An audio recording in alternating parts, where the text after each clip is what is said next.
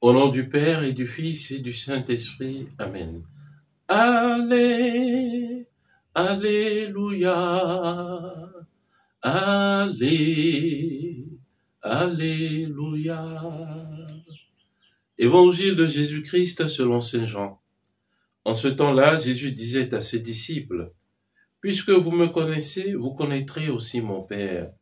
Dès maintenant, vous le connaissez et vous l'avez vu. » Philippe lui dit, « Seigneur, montre-nous le Père, cela nous suffit. » Jésus lui répond, « Il y a si longtemps que je suis avec vous, et tu ne me connais pas, Philippe. Celui qui m'a vu a vu le Père. Comment peux-tu dire, montre-nous le Père?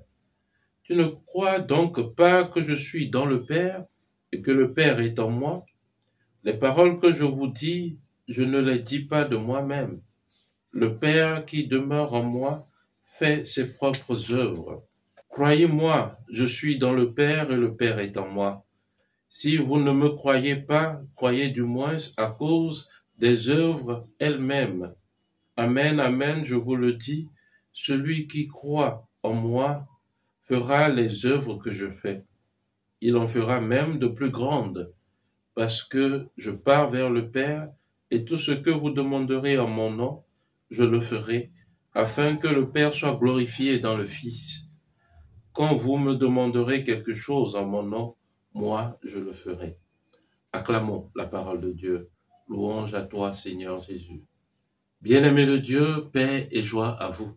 L'évangile que nous méditons ce jour se situe juste après le lavement des pieds et avant l'entrée en passion de notre Seigneur Jésus-Christ. Alors Jésus nous dit des choses qui ne sont pas faciles à appréhender d'un seul coup. Mais avec du recul, nous comprenons mieux ce qu'il dit. D'abord, de cet évangile, nous pouvons sortir 3 points essentiels. Jésus qui est le visage du Père, Jésus qui nous fait entrer dans cette communion avec le Père, et enfin, Jésus qui nous obtient tout en son nom. Jésus, le visage du Père. Chers frères, chères sœurs, Jésus est véritablement le visage du Père, il nous révèle le Père. Il nous est arrivé combien de fois de penser à rencontrer Dieu, à savoir comment il est, s'il est barbu, s'il est un homme, s'il est une femme, comment est notre Dieu. Et Jésus nous révèle le visage du Père, Jésus nous montre les qualités du Père, Jésus nous montre qui est notre Père. Voilà pourquoi il s'insurge contre Philippe. J'ai vécu avec vous, tu ne peux pas me demander de te révéler le Père. Celui qui m'a vu a vu le Père, car il est toujours en communion avec le Père.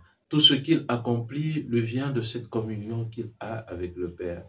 Alors le deuxième point de la méditation, c'est que Jésus nous fait entrer dans cette communion avec Dieu le Père. Et pour entrer dans cette communion, il nous faut croire en Jésus. Cette semaine, nous n'avons de cesse de le répéter. Il nous faut croire véritablement en Jésus. Et il nous dit, même si vous ne croyez pas en moi, croyez dans les œuvres, croyez aux œuvres que je fais. Alors, Jésus accomplit des merveilles au milieu de nous. Ce n'est pas pour notre belle apparence, mais c'est pour nous révéler qui il est. Il est Dieu, il est le Fils de Dieu et il agit dans cette communion avec Dieu. Voilà pourquoi il nous demande d'entrer dans cette communion afin de produire les mêmes actes que lui. Et il le dit, il est assez généreux, il dit que vous produirez même de plus grands actes que lui. Alors, chers frères, chères sœurs, Jésus t'invite aujourd'hui à faire ce sursaut d'orgueil, à croire en lui et surtout à entrer dans cette communion avec lui. Tout ce que je fais, tout ce que je dis, que ce soit avec le Seigneur. Enfin, le troisième point, c'est que Jésus nous dit que tout ce que nous demanderons en son nom, nous l'obtiendrons. Ce n'est pas une baguette magique en disant au nom de Jésus, je demande une voiture, je demande une moto, je demande ci ou cela. Non, ce n'est pas une formule magique ou une baguette magique, mais c'est d'être en communion avec lui, unis avec lui. Et lorsque nous sommes unis à lui, notre prière se fait véritablement agréable au Seigneur. Voilà, donc dans cette union, notre prière est accordée à la volonté de Dieu le Père. Bien évidemment, notre prière étant accordée alors à la volonté du Père, nous obtiendrons ce que nous voulons. Alors, en récapitulatif, il nous faut voir en Jésus le visage du Père, être en communion avec lui et demander en son nom, c'est-à-dire vivre véritablement en communion avec lui.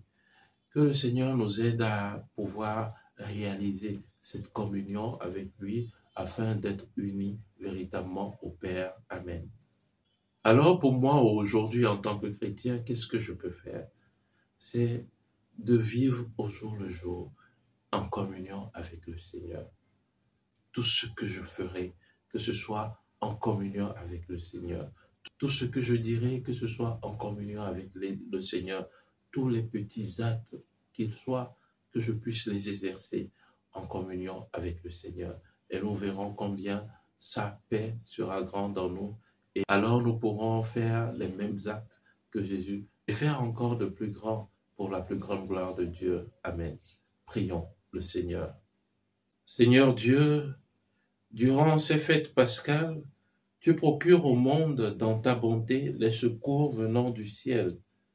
Que ton pardon accompagne l'Église, afin que par sa conduite en ce temps, elle progresse vers la vie éternelle par Jésus-Christ, ton Fils notre Seigneur, qui vit et règne avec toi dans l'unité du Saint-Esprit, Dieu pour les siècles des siècles. Amen.